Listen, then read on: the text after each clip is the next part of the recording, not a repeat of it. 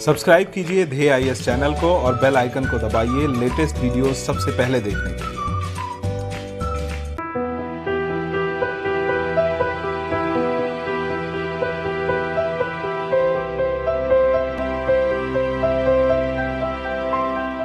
नमस्कार, मैं सुनील वर्मा ध्येय आईएएस टीम की ओर से आपका स्वागत करता हूं ध्येय टीवी पर। हम बात करेंगे डेली करंट अफेयर्स के अपने प्रोग्राम पर, जैसा कि हम प्रतिदिन करते आए हैं। आज की वीडियो में मैं दो टॉपिक डिस्कस कर रहा हूं। पहला जो टॉपिक है, इसमें हम बात करेंगे सिक्किम में केसर के उत्पादन पर और समझने का प्रयास करेंगे कि सिक्किम में केसर का उत्पादन क्यों चर्चा में बना हुआ है।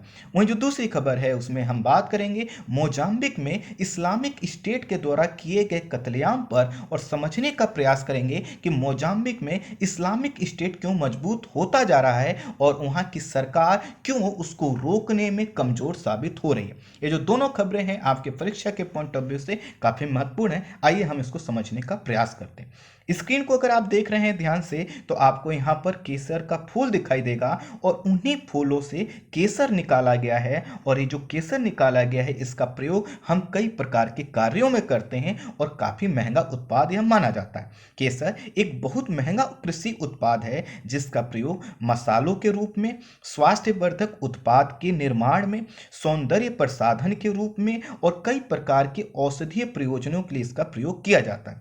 यह भारतीय व्यंजनों के निर्माण का एक प्रमुख घटक है।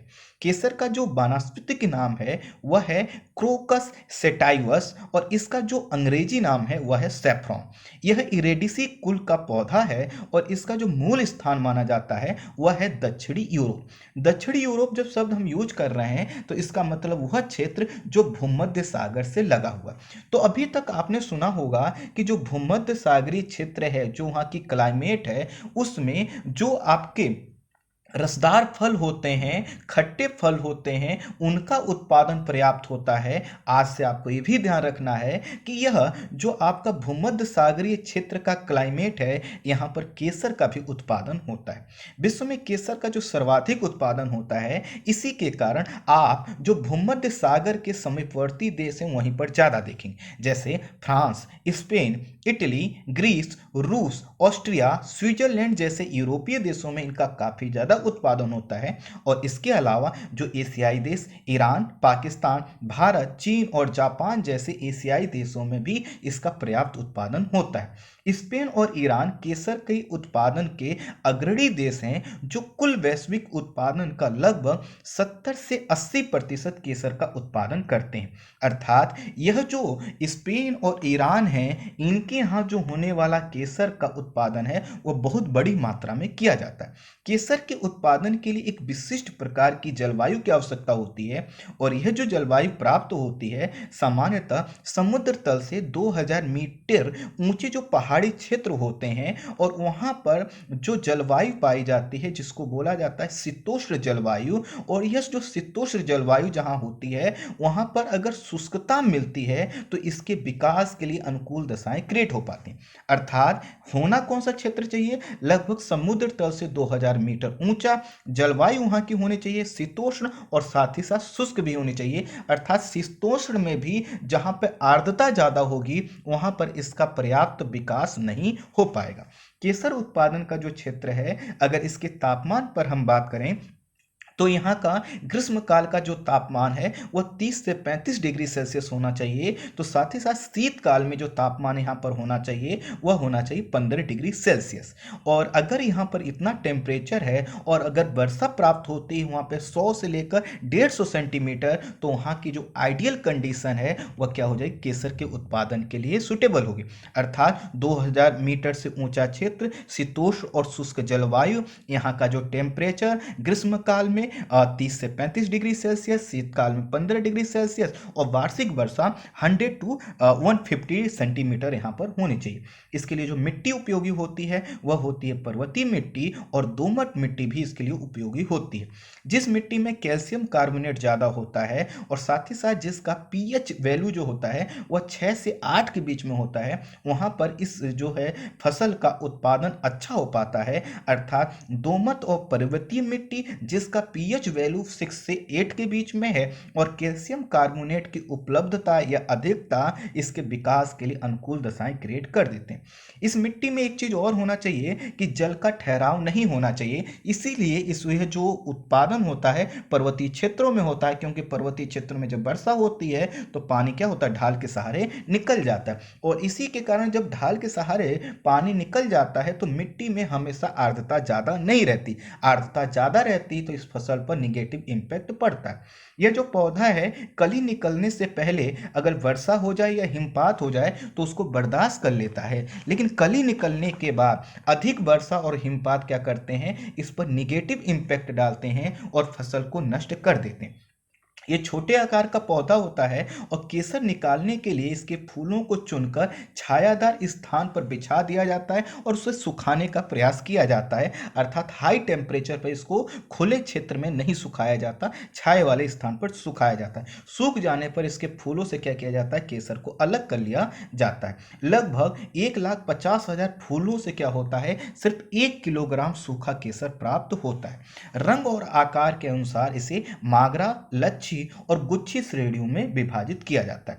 इसमें कई चीजें पाई जाती हैं जैसे केरोटीन, लाइकोपीन, जियाजैथीन, क्रोसिन, पीके क्रोसिन आदि इसमें महत्वपूर्ण वर्णक पाए जाते हैं। वर्णक का मतलब वह जो रंग का निर्माण करते हैं, जो इसमें तत्व पाए जाते हैं। यह पानी में जो है कि घुलने पर गहरा पीला रंग देता है जो केरेटिनॉयड वर्णक की वजह से होता है। इसमें ईस्टर कीटोन और बाष्पशील सुगंधित तेल होता है उसका भी अंश पाया जाता है। इसमें कुछ मात्रा में तारपीन, एल्डिहाइड और तारपीन एल्कोहल भी पाया जाता है। इसके अलावा इसमें तेल, आर्द्रता, शर्करा, मोम, प्रोटीन और रंग द्रव्य भी पाए जाते हैं। तो अगर आपसे पूछा जाए क्या क्या पाया जाता है तो ये आपके लिए काफी उपयोगी हो।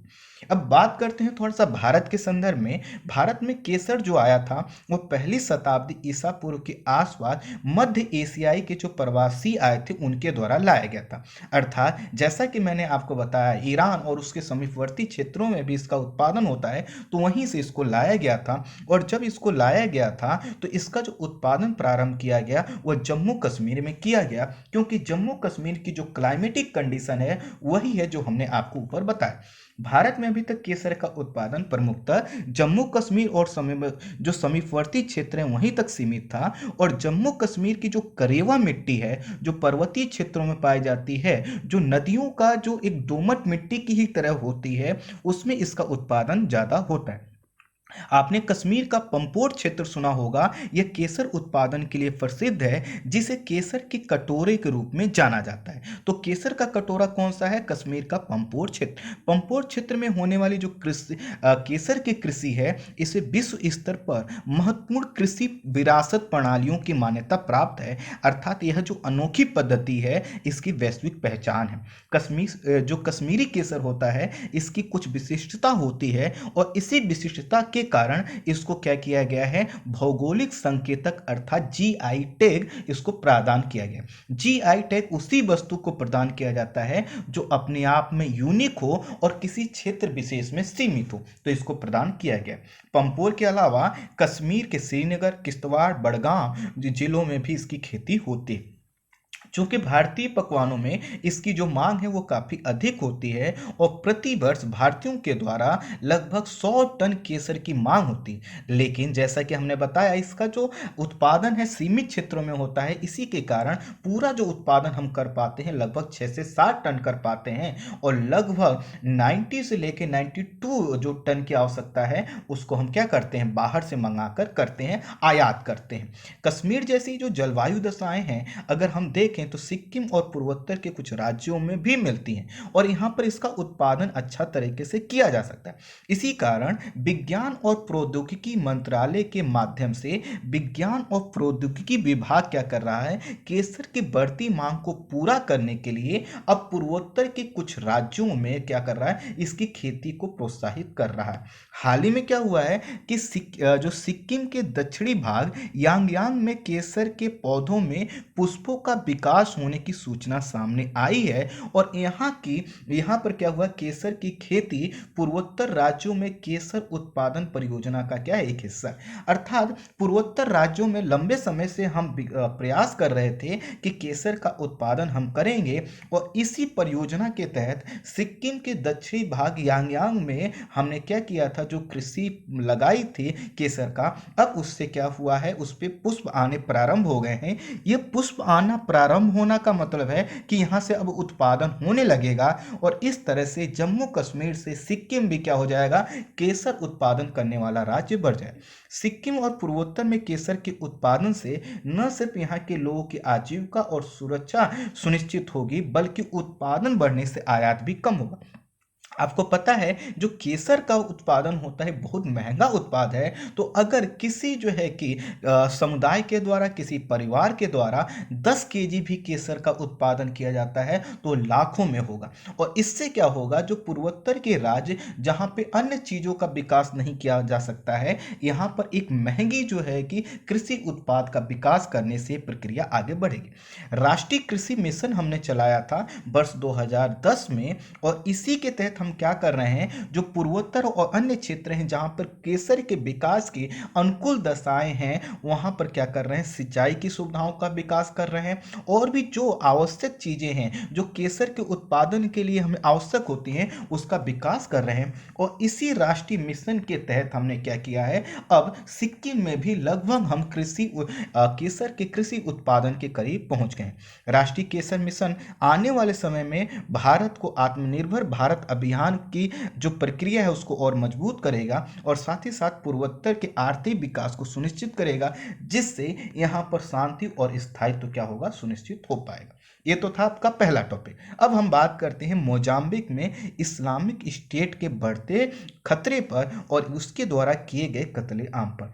थोड़ा सा आप अफ्रीका का मैप देख लीजिए, मैं इसको थोड़ा सा जूम कर रहा हूं तो आप देखिए थोड़ा सा, जो आप यहाँ पर एक मेडागास्कर देख पा रहे होंगे दक्षिण पूर्व में, यहीं पर आपको एक देश दिखाई देगा मोजाम्बिक। इस मोजाम्बिक को थोड़ा सा आप यहाँ पर देख लीजिए, चीजें ज्यादा क्लियर हो जाए।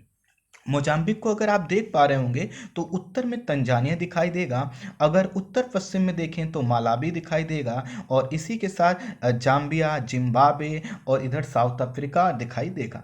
ये देखिए जो मोजाम्बिक है इसका आप विस्तार देख पा रहे होंगे। मोजाम्बिक की जो राजधानी है वह है मापुतो, और मापुतो एकदम दक्षिण में है, और इसका जो उत्तरी विस्तार है जो तंजानिया के करीब वाला है, यहीं पर क्या हुआ है, कत्लेआम किया गया। तो ये देखिए जो पेम्बा आइलैंड का पास वाला क्षेत्र है, ये देख रहे हैं आप, यह जो उत्तर वाला भाग, यह जो उत्तर वाला भाग है, यहीं पर काफी अशांति है और इसी को हमें डिस्कस करना।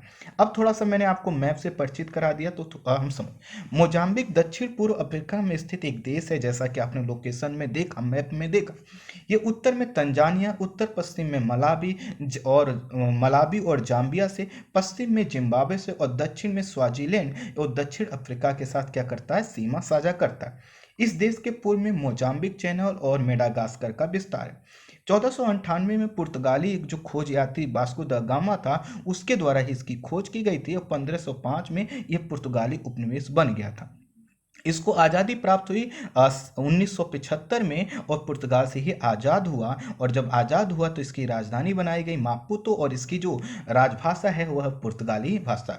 जब यह आज़ाद हुआ 1975 में, उसके बाद जो यह देश है इसका जो विस्तार आप देख पा रहे हैं, संघर्ष प्रारंभ हो गया, और 1977 से 1992 तक यह देश क्या है, गंभीर गृह युद्ध से प्रभावित रहा। गृह युद्ध से प्रभावित होने का मतलब क्या है कि यहाँ पर जो विकास की प्रक्रिया है उसमें कई प्रकार की रुकावटें आएंगी, और ऐसा हुआ भी है। मोजाम्बिक का जो उत्तरी भाग है वह क्या है, प्राकृतिक संसाधनों के दृष्टिकोण से संपन्न है, लेकिन चूंकि यहाँ के जो प्राकृतिक संसाधन है, जो यहाँ पर मिलने वाले खनिज संसाधन है, उनका दोहन नहीं हो पाया है, और दोहन ना होने के कारण क्या हुआ है, यह आर्थिक विकास की प्रक्रिया में पिछड़ा रह गया। जैसा कि मैंने आपको दिखाया, उत्तर और दक्षिण का अगर विस्तार देखेंगे तो लगभग 1800 400 किलोमीटर का ये जो विस्तार है वह आपको दिखाई देगा कि उत्तर वाला भाग, यहाँ के जो पठारी क्षेत्र हैं, यहाँ का जो कोस्टल एरिया है वह कई प्रकार के मिनरल्स के पॉइंट ऑफ व्यू से काफ़ी रिच है। लेकिन क्या हुआ है, ना तो यहाँ पर तकनीकी आई पर्याप्त मात्रा में, ना यहाँ पर पूंजी आई, और इसके वजह से यहाँ पर जो संसाधन थे उसका उपयोग नहीं हो पाया। उपयोग और दोहन ना होने के कारण जो उत्तर वाला क्षेत्र है यहाँ पर आर्थिक विकास असमान तरीके से हुआ है, और यहाँ पर जो लोग हैं वह क्या है, साधारणतः मोजाम्बिक के जो दक्षिणी क्षेत्र है उसकी तुलना में क्या है, गरीब हैं, पिछड़े हुए हैं। इसका जो उत्तरी जो तटीय क्षेत्र है यहाँ पर जो है कि क्या है, प्राकृतिक तेल और गैस के उत्पादन के पॉइंट ऑफ व्यू से ये काफ़ी महत्वपूर्ण है, और कई यहाँ पर जो है कि तेल और गैस के प्रोजेक्ट चल रहे हैं, और जिसमें से कुछ जो है कि तेल और गैस के क्षेत्रों पर इस्लामिक स्टेट के एक संगठन जिसका नाम है अल सबाह ने क्या किया है, कब्जा किया हुआ। अर्थात मोजाम्बिक में इस्लामिक स्टेट की जो पकड़ है वह 2017 से ही बन गई है, और कुछ लोगों का तो मानना है कि 2016 से ही क्या हो गया है कि यहाँ पर इस्लामिक स्टेट का प्रभाव बढ़ने लगा। इस्लामिक स्टेट जब आपको पता है कि मध्य पूर्व में कमजोर हुआ, अर्थात आपने ये सीरिया तुर्की वाला जो क्षेत्र है, ईरान वाला जो क्षेत्र है, जब यहाँ से कमजोर हुआ तो इसने अफ्रीका महाद्वीप में अपने विकास के लिए आइडियल कंडीशन प्राप्त की। कारण यह है कि अफ्रीका महाद्वीप के कई देशों में या अधिकांश देशों में गरीबी है, पिछड़ापन है, वर्गीय विभेद है, धार्मिक अलगाववाद है, अल्पसंख्यकवाद की वहाँ पर जो कॉन्सेप्ट है, वहाँ पर जो असमानता है वो काफ़ी स्पष्ट रूप से नज़र आती है, और इसी के कारण वहाँ के लोगों में अपने देश की सरकारों के प्रति असंतोष है। जैसा कि मैंने बताया, चूंकि यह देश गृह युद्ध से प्रभावित रहा है, ऐसे में यहाँ पर जो विकास के लिए जो आइडियल कंडीशन थी वो सभी कुछ यहाँ पर उसको मिल रही थी। उत्तरी जो क्षेत्र है वह जंगली क्षेत्र भी है, अर्थात यहाँ पे घने फॉरेस्ट वाले क्षेत्र पाए जाते हैं, मिनरल्स भी पाए जाते हैं, और मिनरल्स के कुछ रिसोर्सेज पर इन्होंने कब्जा भी कर लिया है, जिसका यह व्यापार करते हैं, और वहां से क्या करते हैं, वित्त प्राप्त करके क्या करते हैं, अपने हथियारों का जखीरा बढ़ाते हैं, और जब इनके पास पैसा आता है तो ये क्या करते हैं, युवाओं को भ्रमित करते हैं। चूंकि वहां पे गरीबी है, अशिक्षा है, साथ ही साथ वहां पर पैसे की, पूंजी की कमी है, आर्थिक विकास नहीं हो पाया है, तो युवा भी क्या होते हैं, इनके झांसे में आ जाते हैं, और इनकी फौज है क्या है, बड़ी होती चली जाती। और इसी के कारण क्या हुआ है, यहाँ पे अल सबा जो कि इस्लामिक स्टेट का ही एक संगठन है, उसकी जो जड़ें हैं काफ़ी मजबूत हो चुकी।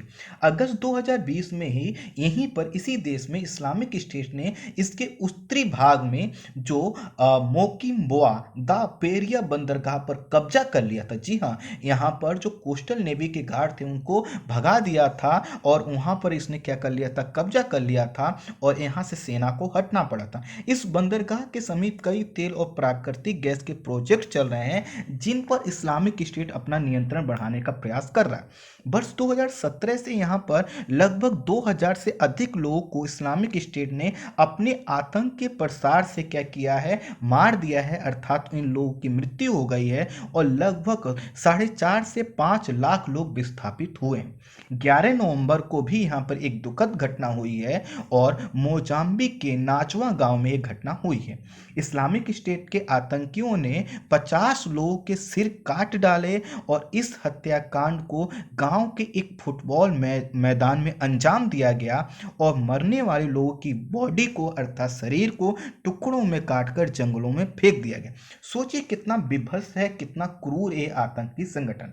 एक रिपोर्ट के अनुसार स्थानीय आतंकियों ने सरकारी सुरक्षा बलों से मुकाबला करने के लिए अपने पास सैटेलाइट फोन, नेटवर्क कंप्यूटर, अन्य आवश्यक जो युद्ध के उपकरण हैं उनको जमा किए हुए हैं, और यहाँ पर जो लड़ाके हैं उनके पास जो हथियारों का जखीरा है वह बढ़ता जा रहा है। वहीं दूसरी तरफ इनको बड़ी मात्रा में क्या हो रहा है, बाहर से भी सहयोग मिल रहा है, और इनके पास जो घातक हथियार हैं उनकी संख्या बढ़ती जा रही है। चूंकि मोजाम्बिक की जो सेना है वह काफ़ी जो है कि मॉडर्न नहीं है, उसकी सेना का आकार छोटा है, उसके पास संसाधनों का अभाव है, और इसके कारण यहाँ की सेना को जो है कि इस प्रकार की गतिविधियों का मुकाबला करने का अनुभव नहीं है, और इस कारण क्या होता है, जो इस्लामिक स्टेट है उसको डिफीट कर देता है, उसको हरा देता है और उसको पीछे हटना पड़ता है।